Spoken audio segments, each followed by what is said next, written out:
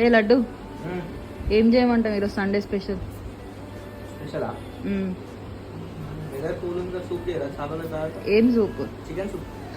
Done. Hi, నమస్తే.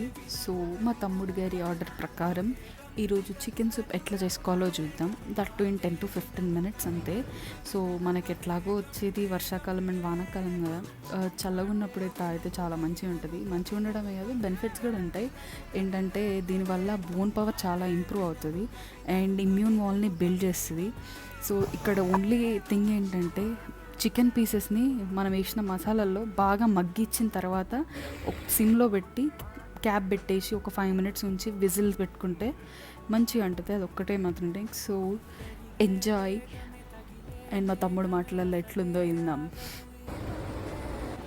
ఎట్లుందిరా? Super చిన్న, super ఉంది. Thank you.